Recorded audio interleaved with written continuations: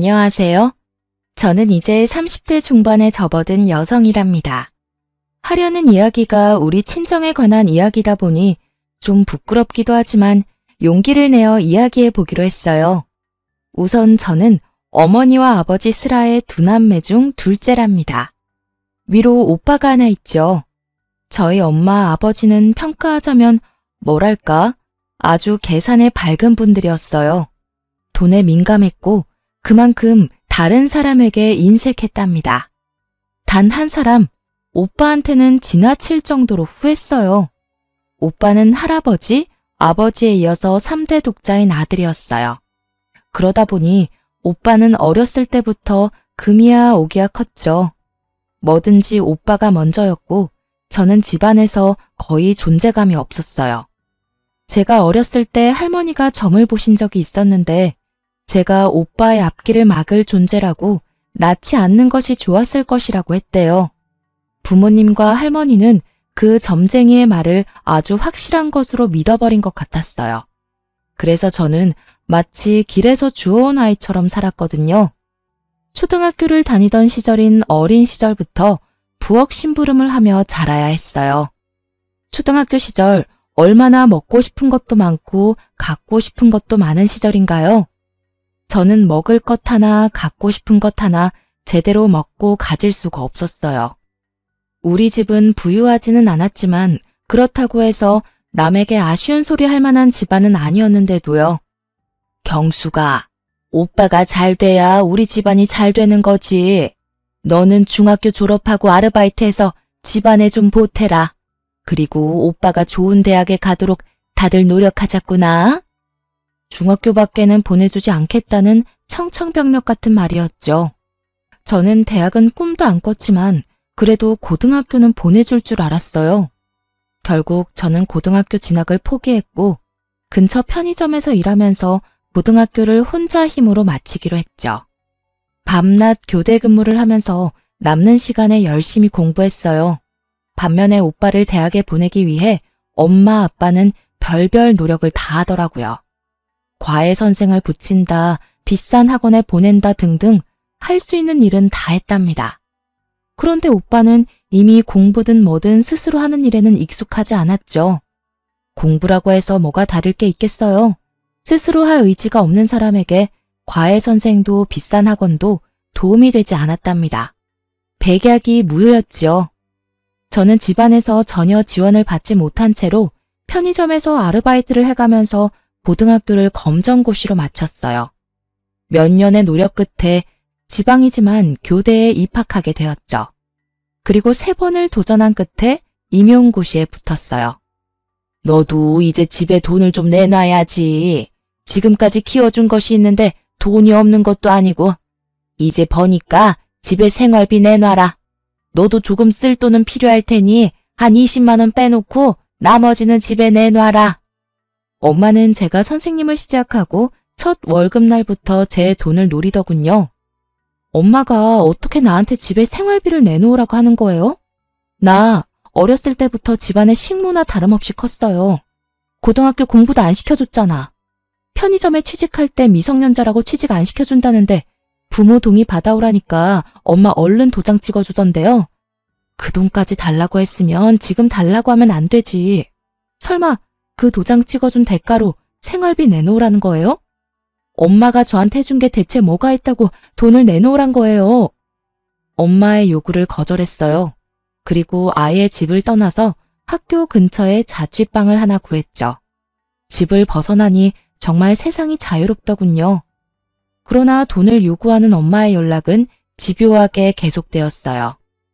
오빠는 왜 나가서 아르바이트도 못한대? 오빠한테 나가서 일해서 집에 돈 내놓으라고 하세요. 분명 말하는데 나는 한 푼도 못 줘요. 오빠는 도대체 무슨 생각인지 매일 집에서 빈둥빈둥 프로야구나 보면서 시간을 보내는 것 같더군요. 엄마의 생활비를 요구하는 방식은 이제 아주 노골적이었죠. 어느 날 제가 퇴근을 하려는데 학교 앞에서 엄마가 기다리고 있더라고요. 제가 그렇게 거부하는데도 또 씨알도 안 먹힐 요구를 하더군요. 오빠가 어떤 괜찮은 직장의 면접을 보아야 한다며 면접에 입고 갈 명품 양복을 사달라고 말이죠. 그런데 놀랍게도 상무직함의 자리라죠. 그리고 요구하는 양복의 가격이 거의 200만 원에 육박하는 양복이었고요. 헛웃음이 나올 수밖에 없었어요. 절대 안 된다며 거절하긴 했지만 절대로 정상적인 회사는 아니다 싶었는데 나중에 알고 보니 어떤 술집이었어요. 술집의 술 상무 자리였죠. 하긴 술 좋아하고 담배 많이 피우고 오빠에게 딱 맞는 자리라는 생각은 들었죠. 그러던 중 퇴근 후 엄마가 웬일인지 사근사근한 목소리로 집으로 오라고 하더라고요. 또 돈 얘기겠지 싶어서 가기 싫었지만 인사할 사람이 와 있다고 하기에 억지로 집으로 갔어요.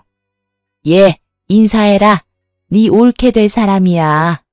얘가 우리 딸인데 일이 잘 풀려서 선생님이지 뭐니? 서로 인사들 해라.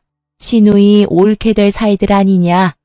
아마 우리 딸이 결혼할 때 많이 도와줄 거다.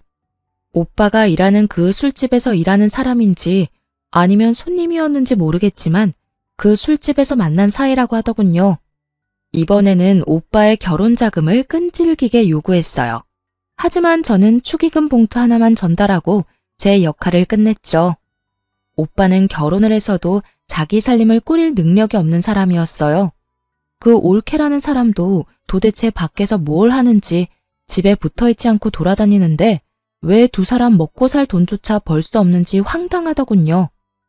네 오빠가 그 상무 자리 그만두고 사업을 좀 할 것 같구나. 그래서 말인데 경수가 네가 직업도 확실하고 신용도도 좋으니 대출을 최대한 받아서 좀 보태라. 네 오빠가 이번엔 사업 아이템을 제대로 잡았어. 생활비조차 못 버는 사람이 사업이라니. 그것도 대신 대출을 해달라고 부탁하는 엄마가 더 이상 제 부모로 보이지 않았어요. 저는 분명히 오빠한테 가는 돈은 못 해준다고 딱 잘라 말했고요. 한 푼도 못 내놔요. 나 어릴 때 부엌일하면서 자란 사람이에요. 인형 하나 사달라고 그렇게 말해도 누가 쳐다보기나 했어요? 내가 간신히 용돈 모아 사서 놀던 종이 인형 태우면서 놀던 오빠예요. 내가 너무 화가 나서 오빠를 밀었다고 나 매 무척 맞았어요.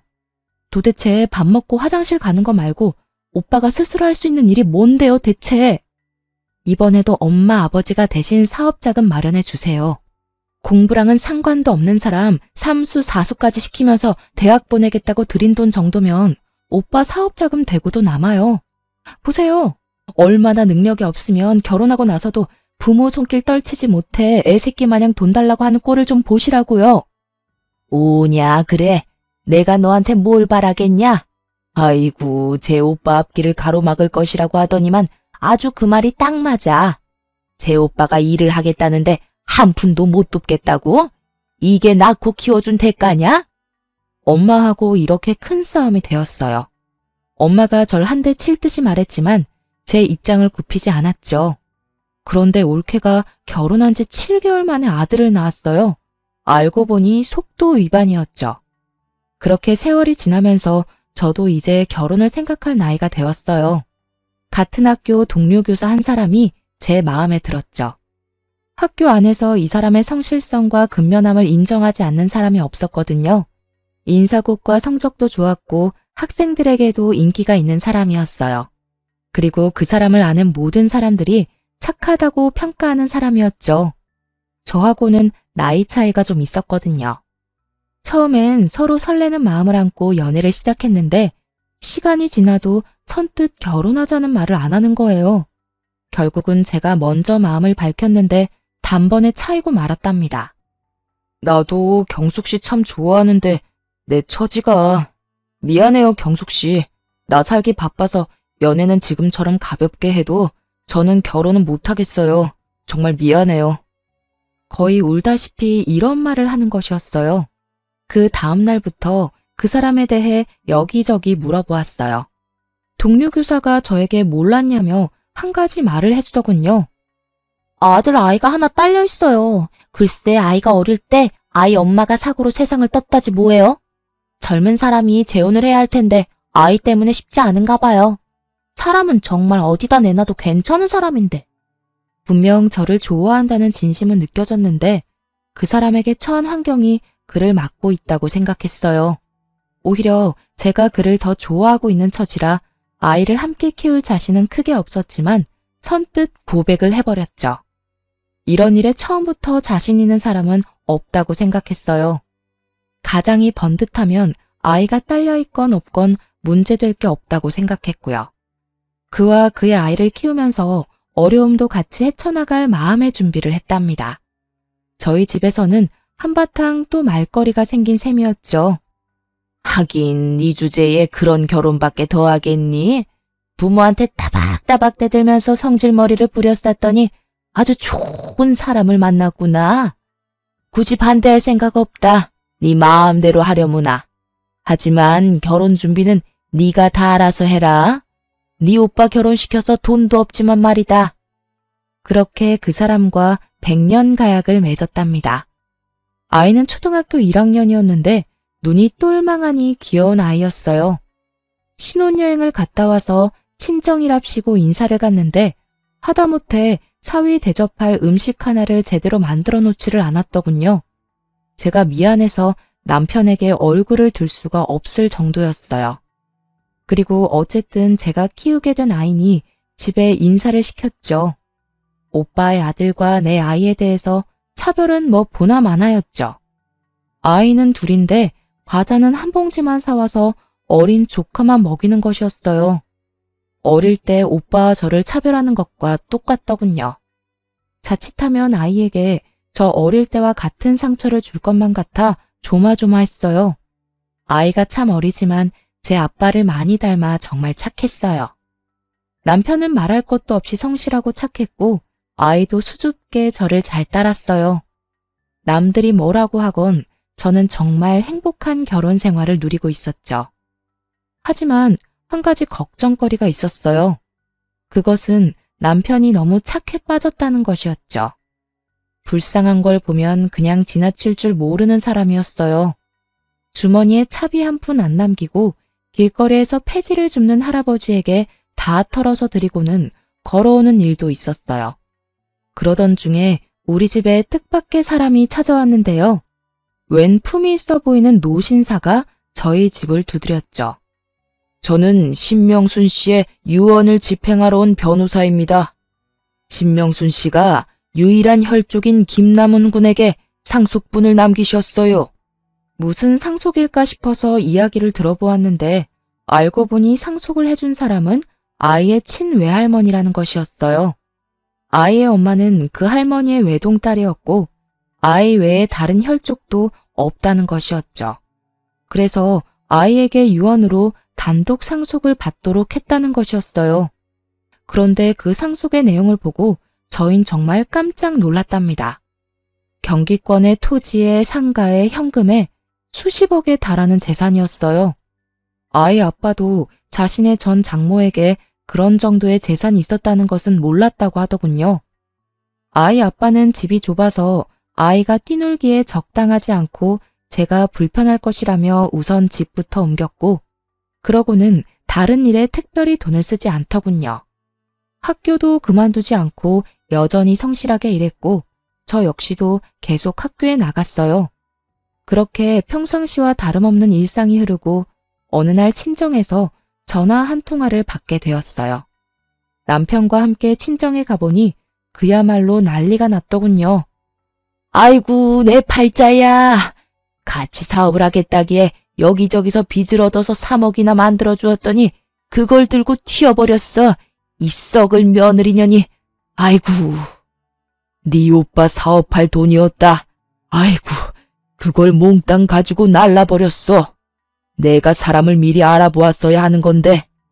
엄마가 땅을 치고 울고 있었고 아버지는 창가에서 담배만 피우고 있었어요. 도대체 우리 가족들 능력으로 어떻게 3억이나 되는 돈을 마련할 수 있었는지 알 수 없는 일이었어요. 그런데 이 일의 불똥이 우리 집에까지 튀고 말았죠. 여보게 김서방, 자네 처가가 알다시피 지금 난리가 났네. 3억 원만 좀 도와주게. 자네 입장에서 3억 원은 별 큰 돈은 아니지 않나. 꼭 좀 도와주게. 예, 경수가, 네 남편한테 말 좀 해봐 어서. 제게 부탁하면 씨알도 안 먹히니 마음 약한 남편을 건들기 시작했어요. 설마 착한 제 남편이 그러겠다고 말이라도 해버릴까봐 단번에 싫다고 거절했죠. 지금 그걸 말이라고 해요? 3억이 어디서 났는지 모르겠지만 3억을 관리 못한 오빠 책임이지 왜 우리한테 빌려달라 그래요? 돈 앞에서 치사하게 굴 때는 언제고 우리 식구한테 요구할 입장이 된다고 생각해요? 오빠가 스스로 일을 해서 벌어서 써야죠. 그놈의 사업. 사업할 주제도 안 되면서 그저 남 밑에서 일하기 싫어서 그깟 사장 소리 들으려고 사업하는 거 정말 우습지도 않아요? 올케라는 사람, 그 사람도 술집에서 만났다며. 그럼 이런 일 일어날 줄 몰랐다는 게 말이 돼? 앞으로 이 지긋지긋한 집이랑 인연 끊을 테니까 돈 빌려달라는 말 다시 꺼내기만 해봐. 그리고 우리 남편한테 몰래 연락해서 돈 달라고 압박 주기만 해봐요. 그땐 진짜 가만 안 있어. 다 뒤엎어버릴 테니까. 내 말 잘 알아들어요? 제가 아주 단호하게 거절을 하니까 집요하게 조르던 부모님이 일단 물러서더군요. 저는 이렇게 친정집으로부터 더 멀어지고 있었어요. 엄마, 아버지도 그리고 그 한심한 오빠도 더 이상 보고 싶지가 않더라고요. 착하디 착한 남편은 또 가족끼리 그러는 거 아니라고 저를 설득했고요. 저는 남편한테 착한 것이 나쁜 것은 아니지만 무조건 착한 것도 문제가 될 수 있을 것이라고 따끔하게 일렀죠. 그런데 그 무렵 친한 친구한테 전화를 한 통화 받았어요. 예, 경수가. 이게 얼마만이니? 너 결혼식 때 보고 이게 처음인가 보다. 얼마나 깨가 쏟아지길래 이렇게 연락이 없니? 저는 그동안 직장 다니랴 아이 키우랴 정신이 없었다고 친구한테 미안하다고 사과를 했는데 뜻밖의 대답이 들려왔어요. 예, 나 말야, 네 오빠 제주도에서 봤는데 꽤 고급 호텔이었거든? 그런데 네 오빠랑 네 부모님까지 다 같이 있는 것 같더라. 너 알고 있나 싶어서 연락했어. 저는 웃으면서 친구한테 잘못 본 거 아니냐고 되물었죠. 친정 상황이 그런 비싼 곳에 드나들 상황이 아니라고 말이에요. 그랬더니 친구가 두 눈으로 똑똑히 보았다며 셋이 지금 어디에 머물고 있는지 꼭 확인해 보라며 당부하더군요. 전화를 끊고 곰곰이 생각하다가 결국 친정집으로 가보았죠. 정말 황당하게도 다른 사람이 살고 있더라고요. 저한테 알리지도 않은 채 이사를 한 것 같더군요. 그럼 친구의 말이 맞다는 건데 3억이 없어 구걸하던 가족들이 갑자기 고급 호텔이라니 너무 찝찝한 건 어쩔 수 없더라고요. 남편에게도 이 사실을 알렸더니 갑자기 제게 충격적인 말을 건네더라고요. 여보, 갑자기 가족들이 전부 이사를 간 거 있죠? 아무리 연 끊고 살겠다고 내가 먼저 말은 했지만 이사 간 것도 말 안 하고 연락 두절된 게 가족이라고 할 수 있을까요? 당신은 혹시 뭐 들은 거 없어요? 사실 당신이 싫어할까봐 말을 못했는데 처남댁이 사업을 한다고 해서 돈을 빌려준 거 사실 나였어. 그리고 그걸 처남댁이 들고 사라졌다고 해서 해결해준 것도 또 나였고. 미안해. 처가는 어려운 것 같은데 당신은 죽어도 반대할 것 같고 해서 나중에 이야기해서 이해받아야겠다고 생각하고 그렇게 했었어. 미안해. 정말 미안해. 그러니까 처음에 오빠와 올케가 같이 사업을 하겠다고 해서 빌려준 돈 3억? 그걸 올케가 들고 튀었다면서 또 빌려간 돈이 또 3억이라는 것이었죠. 합쳐서 자그마치 6억이었어요. 이제는 저도 남편의 그 대책 없는 착한 성격에 대해 참을 수가 없었어요. 여린 사람이라는 것을 알면서도 대체 왜 그런 큰 돈을 제게 말도 없이 해줬는지 남편에게 큰 실망을 하고 말았어요. 6억이 6만 원인 줄 알아요? 당신 정말 왜 이렇게 내 말 안 들어? 그 돈이 거기 가서 쓸모 있는 곳에 쓰인다면 내가 말을 안 해. 보나마나 되지도 않을 사업에 투자해버리고 날릴 돈이었다고. 도대체 내가 우리 친정 도와달라고 말한 적 있어요? 왜 시키지도 않은 짓을 해서 날 이렇게 난처하게 만드는 거예요? 지금 내 속이 얼마나 끓고 있고 나문이한테 미안한 줄 알아요? 제발 그 성격 좀 고쳐요. 네? 무턱대고 착한 것만이 능사가 아니라고요. 착한 남편은 그저 미안하다는 말만 계속하더라고요. 친정 식구들이 결국 착하디 착한 남편의 성격을 이용해 저를 그리고 우리 집을 속인 것이었죠. 돈이란 거 그거 부질 없는 거야. 돈 때문에 그렇게 화내지는 마. 당신답지 않아. 돌아올 돈이라면 다 돌아오게 되어 있어.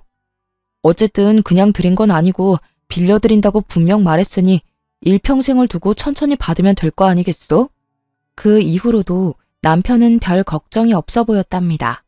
그저 평상시와 다름없는 일상을 살았고 또 저만 속을 끓이고 말았죠. 남편과 아이에게 미안해하면서도 그만한 돈을 턱 친정 식구들에게 내어준 남편에게 바가지를 긁었답니다. 그러다가 저까지 그냥 있을 수만은 없다는 생각이 들었어요. 돈을 6억이나 떼어놓고도 착해 빠지기만 한 남편을 대신해서 아름아름 친정 식구들의 소식을 알아보기 시작했어요. 쉽지는 않았지만 돈을 써서 알아보니 금방 찾게 되더군요.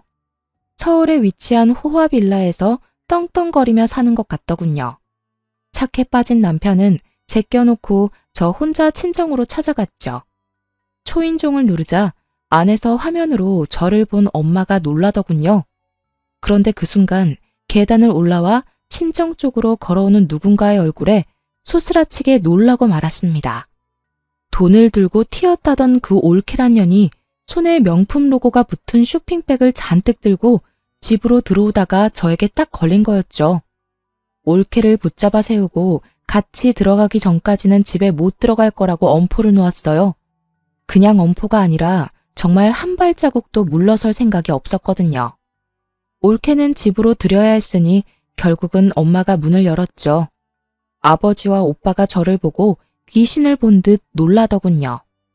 집에 와서 남편에게 친정 식구들의 소재지를 알아냈다고 이야기해 주었어요. 남편이 알 수 없는 미소를 띠더군요. 여보가 직접 알아낼 줄은 몰랐네. 그 돈 빌려드리면서 계속 사람 붙여서 당신 친정 식구들 움직이는 거 관찰하고 있었어. 당신이 괜한 고생을 했네. 저는 남편의 이런 말에 의아할 수밖에 없었답니다. 그러면서 남편이 제 앞으로 서류 봉투를 하나 내미는 것이었죠.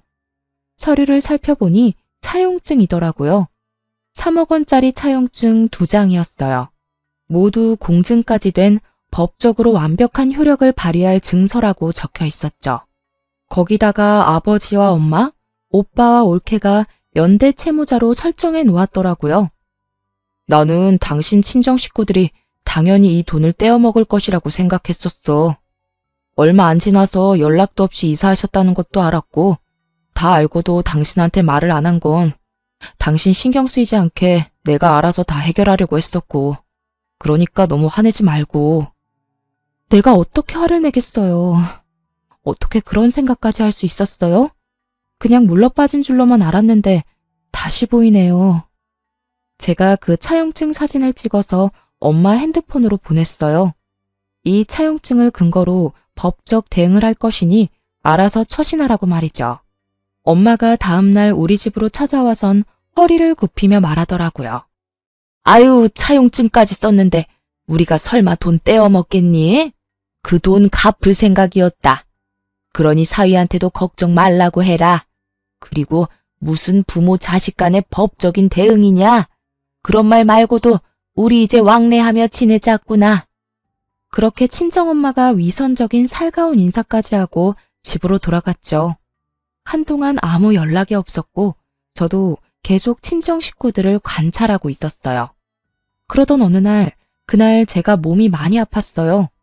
몸살로 며칠을 고생 중이었는데 정말 칠판에 글씨 쓸 힘도 없어서 어쩔 수 없이 교감 선생님께 대체 수업을 부탁하고 조퇴를 신청했어요. 그런데 집으로 들어가 보니 어떻게 들어왔는지 올케와 엄마가 저희 집에 들어와 있더군요. 당황한 건 서로 마찬가지였어요. 네가 왜 벌써? 아직 올 시간이 아닌데. 아니, 난 몸이 아파서 조퇴했는데 지금 우리 집에서 뭘 하는 거예요? 도대체 어떻게 들어왔어요? 왜 남의 허락도 안 받고 들어와요? 그런데 당황하던 엄마와 올케가 득이양양한 미소를 짓고 말했어요. 다 들어오는 방법이 있지. 그나저나 네가 그렇게 내세우던 차용증이 이제 우리 손에 있구나. 저는 순간적으로 차용증이 있었던 서재로 향했답니다. 남편의 책상 서랍 잠금 장치가 부서져 있었고 그 안에 있던 차용증이 둘 다 사라져 있었죠. 차용증을 손에 넣은 올케와 엄마는 아주 의기양양하게 집에서 나가더군요. 도어락 비밀번호를 어떻게 알았을까 싶었어요. 올케와 엄마가 그렇게 돌아가고 퇴근한 남편에게 말했어요. 차용증을 훔쳐갔다고 말이에요. 남편이 서재를 보더니 한숨을 쉬더군요. 걱정하지 마. 내가 다 알아서 할 테니까. 아무래도 일을 좀 더 빨리 진행시켜야겠네. 그러더니 어딘가에 전화를 걸어서 질문을 몇 가지 하더니 설명을 들은 남편은 고개를 끄덕이며 겉옷을 챙기기 시작했어요. 잠시 나갔다 오겠다던 남편은 어떤 신사분하고 같이 들어오더니 제게 얼른 친정으로 가자고 말하더군요. 영문도 모른 채 일단 남편을 따라 나섰죠.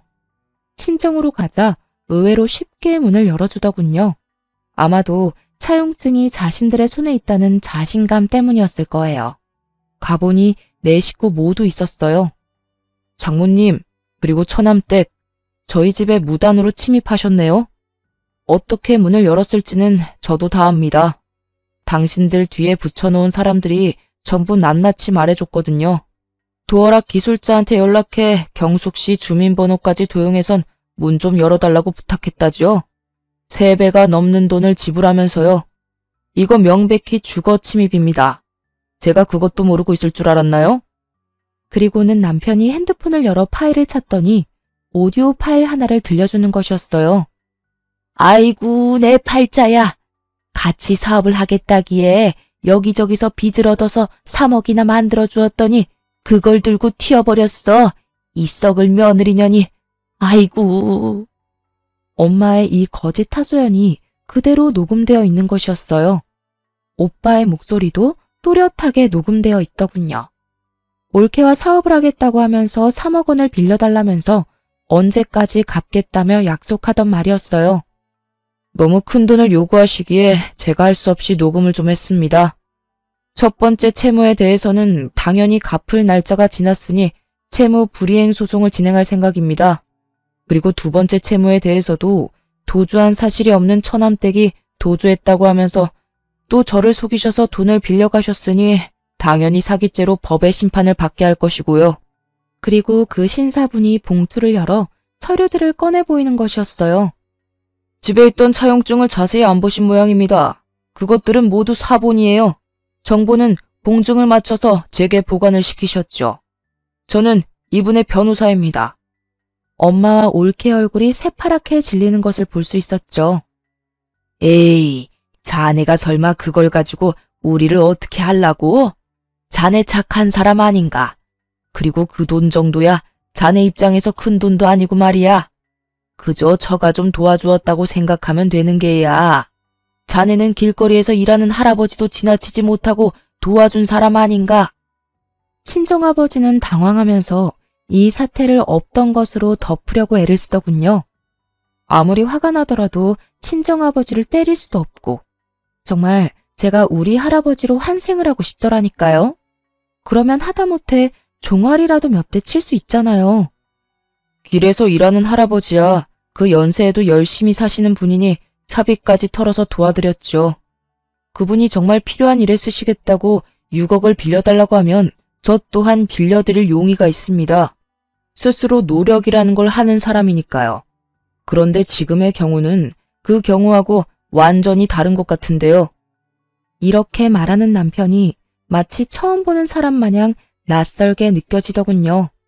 그 착해 빠진 사람은 어딜 가고 마치 영화에서 본 셜록 홈즈 같이 날카롭고 냉철해 보이는 남편이 제 눈앞에 서 있었어요. 제가 2번이나 아무 말 없이 도와드렸죠. 그리고 평상시에 제 성격을 아시고는 공증된 차용증까지 만드시고도 아무 일도 없을 것이라고 생각하셨겠죠. 하지만 말입니다. 동네를 돌아다니는 코딱지만한 강아지도 꼬리를 밟히면 짖는 법입니다. 제 믿음을 2번이나 배신하셨어요. 만일 정말로 처남과 처남댁이 사업을 할 돈이었고 그걸 처남댁이 들고 사라졌다고 한다면 저 이 차용증 사용하지 않았을 겁니다. 그런데 네 분이 완전히 저를 바보로 생각하셨네요. 그래서 2번에 걸쳐 6억을 저를 속여 뜯어내신 거였고요.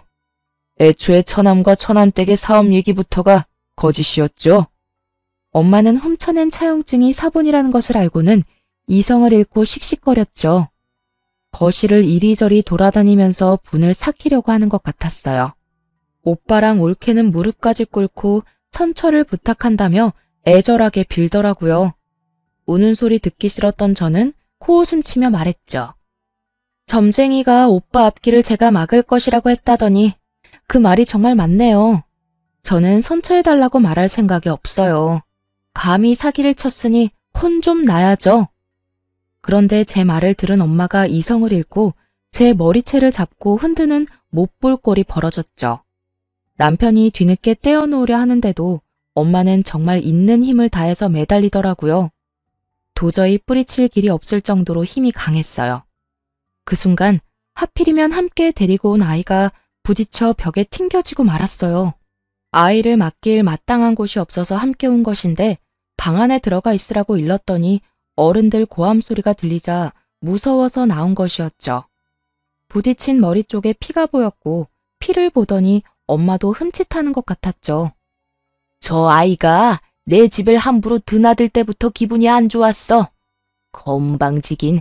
경숙이 너하고 피는 한 방울도 안 섞였는데 똑같구나. 어찌나 맹랑하고 당돌한지 아주 볼 때마다 똑같다 싶었다니까. 아이에게 정말 눈물이 날 정도로 미안했어요.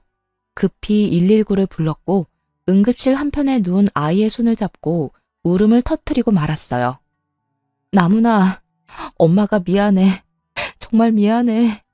우리 나문이 잠깐만 병원에 있으면 집에 갈 수 있다고 의사 선생님들이 그러셨어. 갑갑해도 잠깐만 누워있자. 응? 다행히 뇌나 머리뼈에는 이상이 없다고 하더군요. 하지만 봉합수술을 했어요. 상처가 깊었고 꽤 많이 꿰맸다고 의사가 말하더군요. 저는 아이의 침대 곁 의자에 앉아 아이의 손을 꼭 붙잡고 계속 서러운 울음을 울었답니다. 그런데 남편이 이제야말로 화가 제대로 난 것 같았어요. 남편이 말하더군요. 다른 건 다 참아도 내 가족에게 함부로 하는 것은 못 참겠다고요. 당연히 민 형사상의 책임을 모두 묻겠다고 했죠. 남편은 우선 우리 집에 허락 없이 도어락 기술자를 속여서 들어온 일에 대해서 주거 침입으로 엄마와 올케를 경찰에 고소했어요. 그리고 채무에 대한 연대 책임을 지고도 상환을 하지 않는 가족 모두를 가장 형벌이 센 사기죄로 고소했죠. 아버지가 그제야 당황하기 시작하는 것 같았어요. 3억 원은 가지고 있는 땅 팔아서 먼저 갚으마. 그러니 네 엄마부터 합의해주면 안 되겠니? 자식이 어떻게 부모를 범죄자로 만들 수 있겠어? 너 그러면 안 된다. 어떻게 머리채 한번 잡았다고 고소한다는 게 말이 되니? 착한 사람이 화가 나면 더 무섭다는 말이 있죠. 남편이 딱 그랬답니다. 2번이나 자신에게 사기친 것에 더해 우리 집에 무단으로 침입했고 그것도 모자라 다른 가족들이 보는 앞에서 잘못도 없는 제 머리채를 잡은 일에 화가 많이 났더군요. 물론 아이의 사고에도 화를 내고 있었고요. 이렇게 형사상 고소에 이어서 이제 민사상으로 돈을 돌려받기 위해 만들어둔 완벽한 서류를 가지고 차분히 소송을 진행했답니다. 재산을 은닉할 것을 우려해 변호사의 도움을 받아서 친정 식구들의 명의로 되어 있는 자산에 대한 가압류부터 신청하더군요. 당신 식구들이 나를 어지간히도 얕잡아 보았나 봐. 그렇게 6억씩이나 나를 속여서 뜯어내놓고도 재산 한 푼 남의 명의로 돌려놓질 않았더군. 내가 알아봤자 아무 짓도 못할 것이라고 생각했었던 모양이더라고. 아마 재산을 다른 사람 명의로 돌려놓았다면 평생 하는 일에 대한 급여에도 압류를 넣어 일생 동안 받을 생각도 있었지. 저는 이제야 가슴을 쓸어내릴 수 있었답니다. 도와줄 때는 진심으로 도와주었지만 친정에서 제가 결혼 전까지 겪은 서러운 일들을 모두 들은 남편이 미리 완벽한 서류를 만들어둔 것이었죠. 그렇게 해놓고도 친정 식구들은 저와 남편을 철저히 무시했던 모양이더군요. 포화빌라를 엄청난 보증금을 내면서까지 월세로 살았고 남는 돈으로 여기저기 여행을 다니면서 생활을 했던 것 같았어요. 그리고 경찰이 증거물로 압수한 오빠와 아버지의 핸드폰에서 이런 경악할 문자까지 보게 되었는데요. 아버지, 매제가 아주 물컹인데 말이에요. 이번엔 어떤 이유를 대고 돈을 달라고 할까요? 엄마 아버지가 빚에 쪼달리고 있다고 하니까 3억 원을 선뜻 내놓았잖아요. 이번엔 아주 아버지가 불치병에 시달리고 있다고 할까요? 그래, 그것도 좋은 생각이구나. 그것도 아주 돈 많이 드는 고해감에 걸렸다고 해봐. 그러면 아마 그 물컹이가 지갑을 또 열 거다. 빌려간, 아니 사기친 돈으로 호화 생활을 하며 떵떵거리던 친정은 이제 폭망할 처지에 놓이고 말았어요. 그런 친정 부모와 오빠에게 제가 한마디 해주었어요. 나더러 애딸린 신랑 만났냐고 비웃더니 도대체 사람 보는 눈이 있는 거예요, 없는 거예요? 올케 절대로 좋은 엄마나 며느리 될 사람 아니었어요. 그것도 못 알아보고 착한 사위는 이용하고 도대체 어떻게 사람들이 이래요? 스스로 살아갈 생각은 전혀 없고 기재라도 걸려서 다행이지. 아무 죄 없는 남편이랑 제가 피눈물 흘리는 건 안중에도 없죠. 모든 법적인 절차를 다 동원해서 당한 값은 모두 되돌려 줄 테니까 알아서들 하세요. 집안 사정이 이렇게 되자 올케네는 매일 밤 부부싸움이 일어난다고 해요. 얼마나 크게 싸우는지 옆집 할머니가 신고를 다 했더라고요. 정말로 올케가 집을 나가겠다고 선전포고를 했는지 부모님도 한 번 더 찾아와 제게 싹싹 빌더군요. 그런데 정말 친정 식구들 구제불능이었어요. 다른 사건 하나가 또 저를 웃게 만들었답니다. 친정 일이라면 이제 아주 서러운 일이라도 눈물보다 웃음이 먼저 나오더군요. 올케와 오빠가 물건을 집어던지며 싸우다가 조카 아이가 다쳤다더군요. 그런데 아이가 다치자 병원으로 데려갔고 그 과정에서 아이의 혈액형을 알게 되었는데 B형이라고 나왔대요.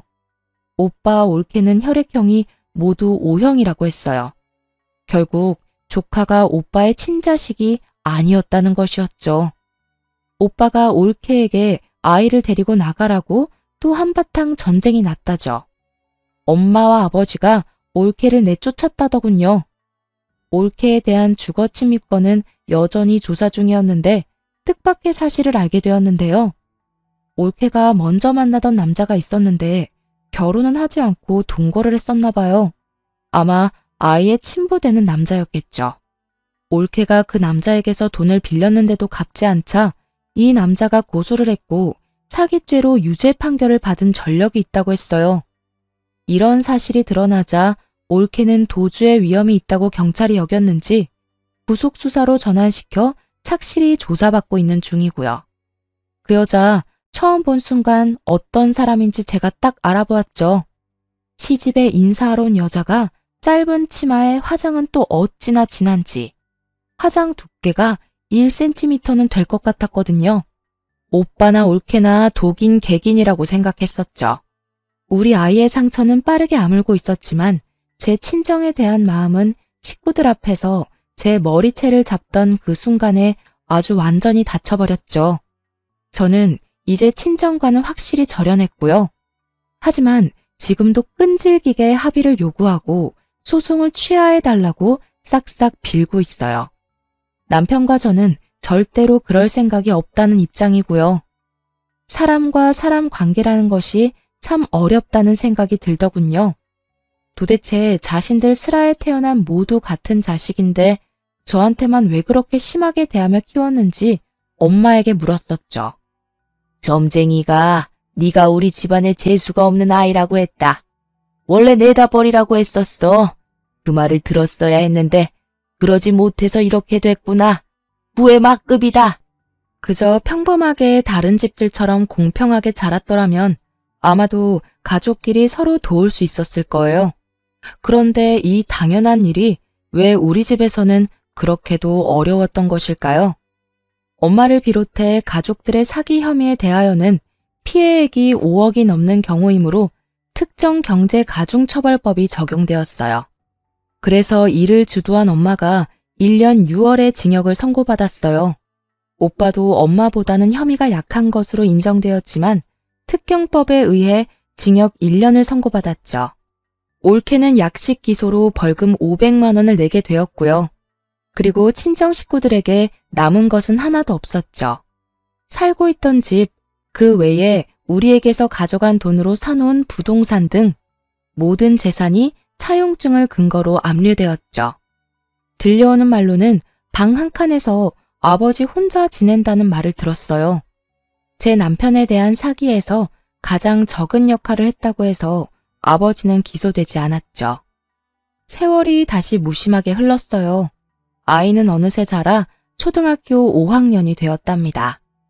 머릿속 깊숙이 봉합수술을 한 흉터가 남고 말았어요. 아이의 머리를 쓰다듬을 때마다 미안함에 그저 눈물만 흘렀어요. 서러웠던 시간이 저에게서 점점 멀어지고 있었지만 아이의 그 상처가 마치 그 모든 세월을 대변하고 있는 것 같았답니다.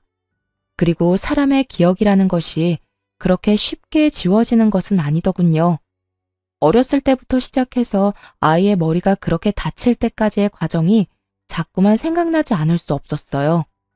제가 무얼 어쨌다고, 도대체 집안에 무슨 죄를 지었다고 그렇게까지 증오를 표출했는지 정말 알다가도 모를 일이었어요. 사기죄로 검찰이 엄마를 기소하고 재판을 받는 과정에서도 재판부에 빌긴 했지만 가끔 저와 눈이 마주칠 때 그 눈빛으로 보아 결코 진심으로 잘못했다고 생각하지 않는다는 것을 알 수 있었죠. 최근엔 우리 가정에 경사 하나가 생겼답니다. 다름 아니라 제가 임신을 하게 된 것이었어요. 차별, 생각만 해도 끔찍한 그 일을 혹시 제가 저지르지 않을까 내심 큰 걱정이 되었어요. 내가 우리 나문이하고 이제 곧 태어날 아이를 조금이라도 차별하는 일이 생기지 않을까요? 나도 사람이고 무엇보다 핏줄이라는 게 무서운 거라서 내가 조금이라도 그 사람들을 닮지 않았을까 걱정이 되거든요. 아이를 가졌다고 마냥 기쁠 수가 없어요. 당신 집안에서 누구 하나라도 중심을 잡고 잘못된 것이라고 했었다면, 예컨대 아버님이라도 그러셨다면 일은 많이 달라졌을 거야. 우선은 당신이 반듯한 사람이고 내가 있잖아. 동생이 생긴다는 말에 남훈이도 좋아했어요. 손을 꼽아가면서 동생을 기다리는 것 같더군요. 비록 오빠가 있었지만 형제간의 정이라는 것은 생각도 못했던 제 어린 시절의 처지가 다시 생각났죠. 우리 아이들은 그런 일 없이 잘 자라나겠죠? 지금까지 지지리도 부모 복은 없지만 남편 복과 자식 복은 있는 제 이야기를 길게 들려드렸어요. 앞으로 제 앞길에는 행복한 일만 있을 것이라고 생각한답니다. 긴 글 끝까지 들어주셔서 감사합니다.